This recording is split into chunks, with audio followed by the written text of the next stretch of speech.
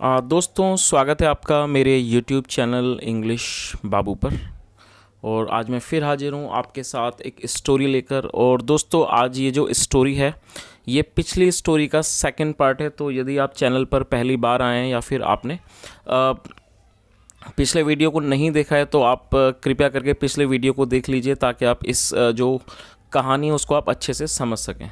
तो जो इसका पिछला वीडियो है उसके अंदर इस कहानी का पहला जो पार्ट था उसको कवर किया गया, और हम उसको आज इस स्टोरी के अंदर जो उसका आगे का पार्ट है उसे कवर करने वाले हैं। तो चलिए दोस्तों, इस कहानी को हम कंटिन्यू करते हैं, शुरू करते हैं। और हमेशा की तरह आपसे रिक्वेस्ट है, वीडियो को बिल्कुल ध्यान से देखें और इसे बिल्कुल ध्यान से सुनें। और यदि आपको कोई नया वर्ड या फिर ग्रामर का नया स्ट्रक्चर देखने को मिले तो आप उसे नोट भी ज़रूर करें। तो चलिए इसको कंटिन्यू करते हैं। The kingfisher saw the burning fire and instantly beating the water with his wings। क्या मतलब हुआ दोस्तों? ये जो हमारा वाक्य है ये पास्ट इंडेफिनिट का अफर्मेटिव वाक्य है। और पास्ट इंडेफिनिट का जब हम कोई भी अफर्मेटिव वाक्य बनाते हैं तो वहाँ वर्ब की सेकंड फॉर्म का प्रयोग किया जाता है। और ये सी की सेकंड फॉर्म है। सी का मतलब देखना और सॉ मतलब देखा। तो क्या मतलब हुआ? The Kingfisher saw the burning fire, मतलब कि किंगफिशर ने बर्निंग फायर मतलब जलती हुई आग को देखा। एंड इंस्टेंटली, इंस्टेंटली का मतलब तुरंत, और तुरंत instantly beating the water with his wings. दोस्तों, विंग्स का मतलब होता है पंख और बीट का मतलब होता है पीटना। तो क्या मतलब हुआ? Instantly beating the water with his wings, मतलब कि तुरंत वो पानी को अपने पंखों से पीटने लगा, मतलब वो अपने उस पानी को पीटने लगा। Sprinkled water on the fire. और दोस्तों, आप इस वर्ड को नोट कर सकते हैं। स्प्रिंकल का मतलब होता है छिड़कना, और ये पास्ट इंडेफिनिट का अफर्मेटिव वाक्य है। तो यहाँ पर सेकंड फॉर्म का प्रयोग किया गया। स्प्रिंकल्ड वाटर मतलब पानी को छिड़का, ऑन द फायर मतलब कि आग पर, एंड पुट इट आउट। और दोस्तों, पुट आउट का मतलब होता है बुझाना या कि फिर किसी चीज़ को शांत करना। और उसने क्या करा? ऑन द फायर मतलब उसने sprinkled water on the fire, पानी को उसने आग के ऊपर छिड़का, एंड पुट इट आउट और उसको शांत कर दिया। तो इस पूरी लाइन का दोस्तों यहाँ तक मतलब आपको अच्छे से समझ आ गया होगा कि जो किंगफिशर था उसने जलती हुई आग को देखा और तुरंत वो अपने पंखों से पानी को पीटने लगा। और उसने क्या करा? Sprinkled water on the fire, और उसने पानी को आग के ऊपर छिड़क दिया, एंड पुट इट आउट और उसने उस आग को शांत कर दिया, मतलब कि बुझा दिया। The hunters made another fire. और दोस्तों, ये भी हमारा पास्ट का ही अफर्मेटिव वाक्य है, पास्ट इंडेफिनिट का अफर्मेटिव सेंटेंस। द हंटर्स जो शिकारी थे, मेड अनदर फायर उन्होंने एक और आग बनाई, या कह सकते हैं उन्होंने एक और आग जलाई। The kingfisher put out the fire once again. क्या मतलब हुआ? द किंगफिशर मतलब जो किंगफिशर था, put out the fire once again, उसने दोबारा से आग को शांत कर दिया, कह सकते हैं उसने दोबारा से आग को बुझा दिया। वंस अगेन मतलब फिर दोबारा उसने उस आग को बुझा दिया। As often as a fire was made the kingfisher put it out. क्या मतलब हुआ? एज ऑफन, एज ऑन मतलब जितनी बार भी, एज ऑफन एज का मतलब है जितनी भी बार, as often as a fire was made मतलब जितनी भी बार आग को जलाया गया। The kingfisher put it out, जो किंगफिशर था उसने उसे शांत कर दिया, उसने उसे बुझा दिया। चलिए आगे देखिए।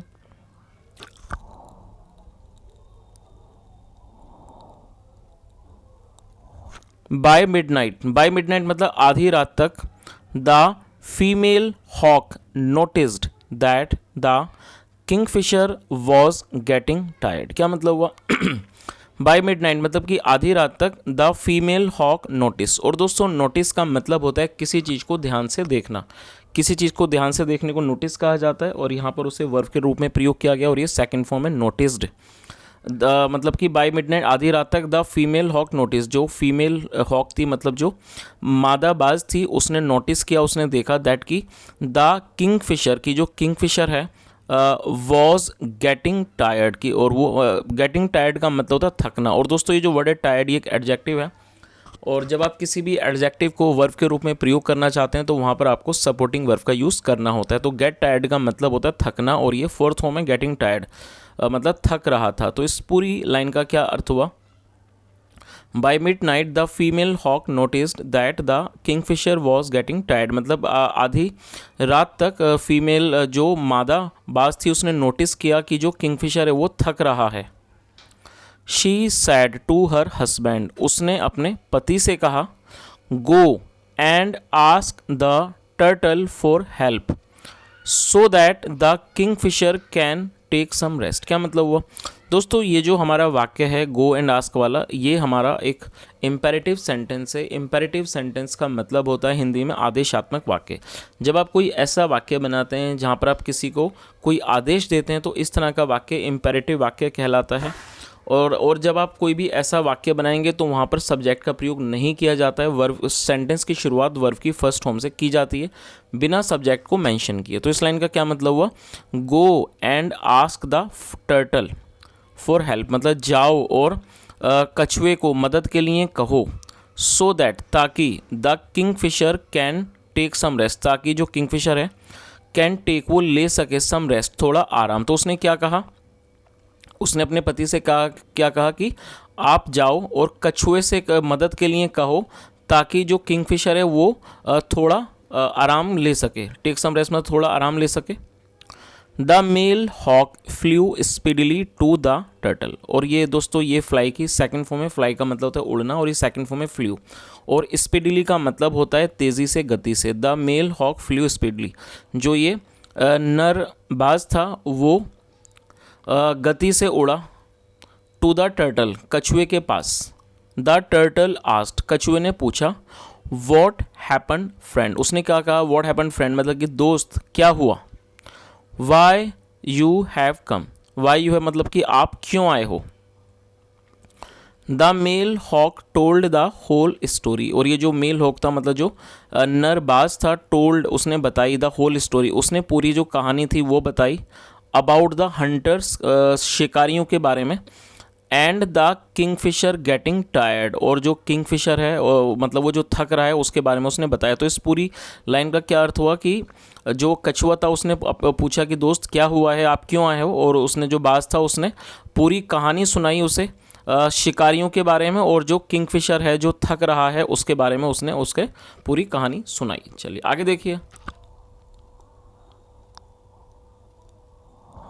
एट वंस का मतलब होता है तुरंत। एट वंस मतलब तुरंत। The turtle agreed to help, और दोस्तों अग्री का मतलब होता है किसी चीज़ से सहमत होना, राज़ी होना, तैयार होना। तो क्या मतलब हुआ, एट वंस तुरंत।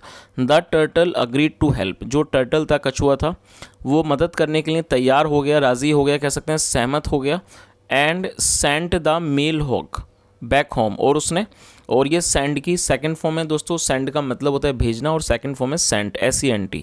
And sent the male hawk, और उसने उस नर जो बाज था उससे भेज दिया बैक होम, उसे घर वापस भेज दिया। तो इस पूरी लाइन का क्या मतलब हुआ कि तुरंत जो टर्टल था कछुआ था वो मदद करने के लिए तैयार हो गया और उसने उस नर बाज को घर वापस भेज दिया। आगे देखिए। The turtle dived into the water, दोस्तों डाइव का मतलब होता है डुबकी लगाना, गोता लगाना, और ये सेकंड फॉर्म है, आप इसे नोट कर सकते हैं डाइव, जिसका मतलब होता है गोता लगाना। The turtle dived into the water मतलब कछुए ने पानी में गोता लगाया। कलेक्टेड सम मड, और कलेक्ट का मतलब होता है इकट्ठा करना। कलेक्टेड सम मड, उसने कुछ कीचड़ मतलब जो मड थी कीचड़ को इकट्ठा किया। And put the fire out with it, और उसने उससे आग को शांत कर दिया, या कह सकते हैं उसने उससे आग को बुझा दिया। ऑन सीइंग द टर्टल मतलब ऑन सीइंग द टर्टल मतलब कछुए को देखकर the hunters changed their mind, दोस्तों चेंज माइंड का मतलब होता है अपने विचार को या फिर अपने इरादों को बदल लेना। तो इस लाइन का क्या अर्थ हुआ कि ऑन सीइंग द टर्टल मतलब कि कछुए को देखकर the hunters changed their mind, जो हंटर्स थे शिकारी थे उन्होंने अपने इरादों को बदल लिया। देयर माइंड मतलब उन्होंने अपने इरादे को बदल लिया। About the young birds, about the young birds मतलब वो जो छोटे पक्षी थे उनके बारे में अपने इरादों को बदल लिया। They decided to catch the turtle for making their breakfast. क्या मतलब हुआ? और दोस्तों इस वाक्य के अंदर भी दो वर्ब को लेकर वाक्य बनाया गया है। तो आपको ये चीज़ याद रखनी है कि जब आप कोई भी ऐसा वाक्य बनाते हैं जहाँ पर दो वर्ब का प्रयोग किया जाएगा, तो जो उसमें जो मुख्य वर्ब है, मतलब जो मेन वर्ब है, जो मुख्य क्रिया है, उसे पहले मेंशन किया जाएगा, उसके बाद आपको टू लगाना है, और टू के बाद हमेशा ही वर्ब की फर्स्ट फॉर्म आती है। और कैच का मतलब होता है पकड़ना। तो क्या मतलब हुआ? दे मतलब वे या वे लोग, they decided to catch the turtle for making their breakfast, मतलब उन्होंने टर्टल को पकड़ने का फैसला किया फॉर मेकिंग देयर ब्रेकफास्ट, अपने नाश्ते को बनाने के लिए। मतलब तो इससे आपको समझ में आ ही गया होगा कि कहानी के अनुसार जैसा कि जब उन्होंने उस कछुए को देखा तो उन्होंने अपने इरादों को बदल लिया। उन यंग बर्ड्स को लेकर, जो उनके इरादे थे छोटे पक्षियों को लेकर, उन्होंने तय किया कि वो टर्टल को पकड़ेंगे, मतलब कछुए को, फॉर मेकिंग देयर ब्रेकफास्ट, अपने ब्रेकफास्ट को, अपने नाश्ते को बनाने के लिए। चलिए आगे देखिए। When the hunters tried to put the net over the turtle, क्या मतलब हुआ? दोस्तों ये भी हमारा पास्ट इंडेफिनिट का अफर्मेटिव वाक्य है, और यहाँ पर भी दो वर्ब का प्रयोग किया गया है। जो पहली वर्ब है वो है कोशिश करना, उसके बाद टू, और टू के बाद पुट लगाया गया। पुट का मतलब रखना या लगाना। तो इस लाइन का क्या अर्थ हुआ? वैन, जब the hunters tried to put the net over the turtle, मतलब जब शिकारियों ने कोशिश की टू पुट द नेट, मतलब कि नेट रखने की, जाल रखने की, ओवर द टर्टल, कछुए के ऊपर। तो इस पूरी लाइन का क्या अर्थ हुआ? जब शिकारियों ने कछुए के ऊपर जाल डालने की कोशिश की, he suddenly dived down into the deep water, मतलब वो अचानक, डाइव डाउन मतलब उसने गोता लगा दिया, इनटू द डीप वाटर, गहरे पानी में उसने गोता लगा दिया। Making their efforts when, making their efforts when मतलब उनके जो एफर्ट्स थे, जो उनके प्रयास थे, उनको व्यर्थ, वेन मतलब कि उनको निष्क्रिय करते हुए, उनको बेकार करते हुए उसने गोता लगा दिया। चलिए आगे देखिए। The hunters got so impatient to get the turtle, क्या मतलब हुआ? दोस्तों ये जो वर्ड आप देख रहे हैं आप इसे नोट कर सकते हैं। इम्पेशेंट का मतलब होता है अधीर हो जाना, बेसब्र हो जाना, उसे इम्पेशेंट कहा जाता है, और जो कि एक एडजेक्टिव है। इस लाइन का क्या अर्थ हुआ?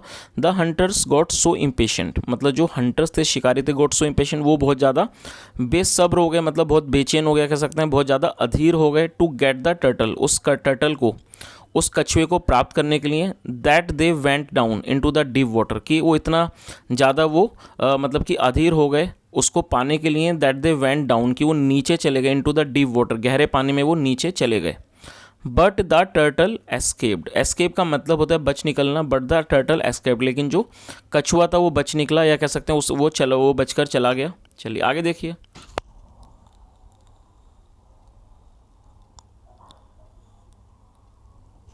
Half of the night, a kingfisher kept putting out our fires, क्या मतलब हुआ?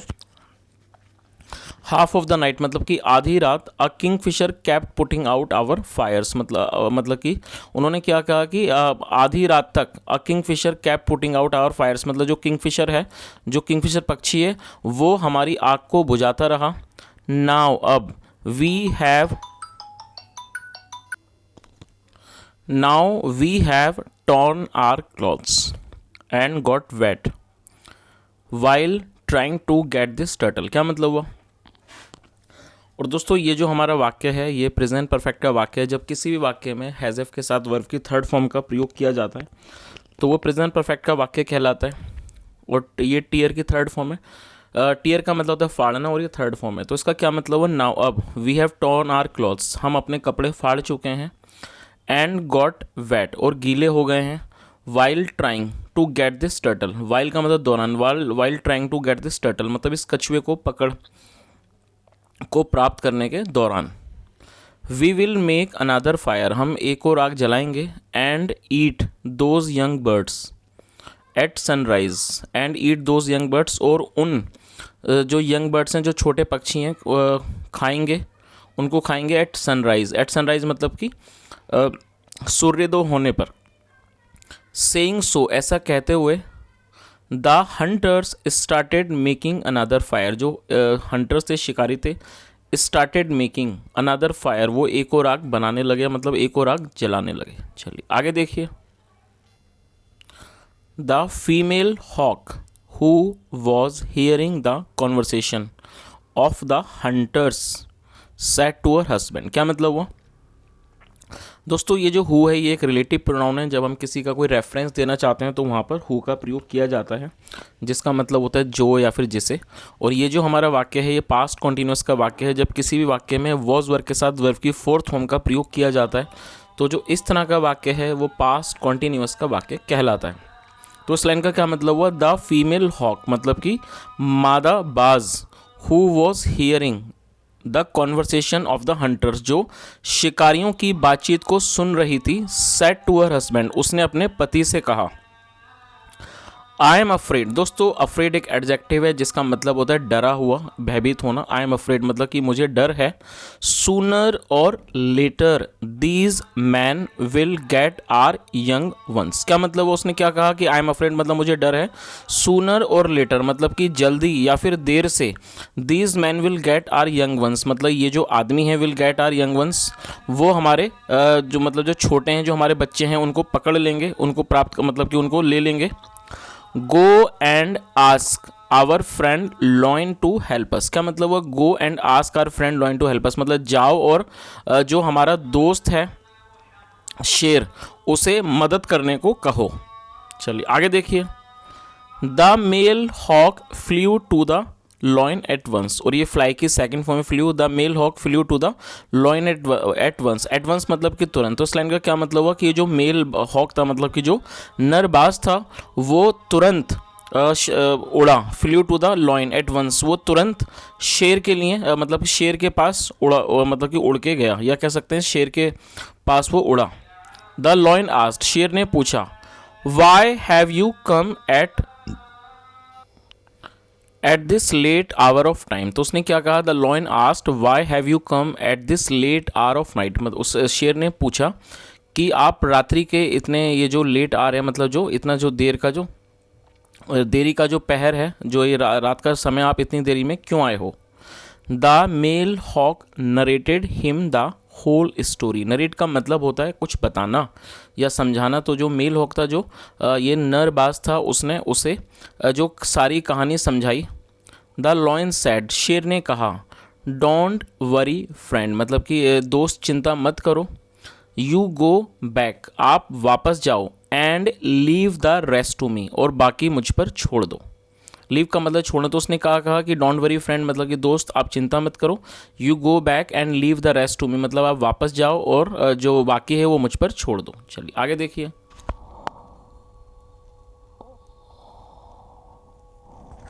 Soon the lion रोअर्ड loudly. दोस्तों रोअर का मतलब होता है दहाड़ना, और ये सेकंड फॉर्म है। तो क्या मतलब हुआ, सून मतलब जल्दी ही।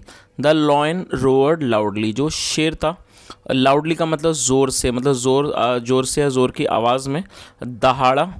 On hearing the lion's roar, क्या मतलब हुआ, और लॉइन के बाद एपेस्ट्रॉफी एस का प्रयोग किया गया जिसका मतलब होता है काके की। तो क्या मतलब हुआ, on hearing the lion's row or मतलब कि शेर की दहाड़ को सुनकर the hunters got so scared, जो शिकारी थे वो इतना घबरा गए, दैट कि दे रैन अवे, वो वहाँ they ran away from the scene, वो उस सीन से वो भाग खड़े हुए। As fast as they could मतलब जितना जल्दी वो भाग सकते थे। The hawks were happy that the hunters were gone. क्या मतलब हुआ, द हॉक्स वर हैप्पी, जो बाज थे वो खुश थे, that the hunters were gone क्योंकि जो शिकारी थे वो जा चुके थे। They appreciated the efforts made by their friends. और दोस्तों आप इस वर्ड को नोट कर सकते हैं, अप्रिशिएट का मतलब होता है किसी की प्रशंसा करना, और ये सेकंड फॉर्म है। क्या मतलब हुआ, they appreciated the efforts made by their friends, और उन्होंने प्रशंसा की द एफर्ट्स, उन एफर्ट्स की, एफर्ट्स का मतलब होता है प्रयासों की, उन प्रयासों की उन्होंने सराहना की, प्रशंसा की, मेड बाय देयर फ्रेंड्स, जो उनके दोस्तों के द्वारा किए गए। And all of them lived happily thereafter, और वो सभी all of them lived happily thereafter, उसके बाद वो सभी खुशी से रहे। चलिए दोस्तों अब इस कहानी का जो मोरल है वो भी एक बार देख लेते हैं। वाइजली सेड मतलब समझदारी से कहा गया है, friends in need are friends in deed. क्या मतलब हुआ कि friends in need are friends in deed, मतलब कि वही दोस्त वास्तव में दोस्त होते हैं जो मुसीबत के समय काम आते हैं। तो दोस्तों ये आज की एक बहुत छोटी सी स्टोरी थी, और ये आज छोटी तो नहीं कह सकते, ये बड़ी ही स्टोरी थी क्योंकि इसको हमने 2 पार्ट में कवर किया है। और दोस्तों आज की इस कहानी मैंने पूरी कोशिश की आपको हर वर्ड की मीनिंग बताने की, और साथ में ट्रांसलेशन करने की, और इसको ग्रामर के स्ट्रक्चर को अच्छे से एक्सप्लेन करने की। मैं उम्मीद करता हूँ कहानी आपको अच्छी लगी होगी, और यदि कहानी अच्छी लगी और मेरा पढ़ाने का प्रयास आपको अच्छा लगा हो तो दोस्तों रिक्वेस्ट है, वीडियो को लाइक करके चैनल को ज़रूर सब्सक्राइब करें, और कमेंट करके ज़रूर बताएं यदि आज की इस कहानी में आपने कोई भी नया वर्ड या फिर नया स्ट्रक्चर सीखा हो। यहाँ तक सुनने के लिए thank you so much. Have a nice day and bye.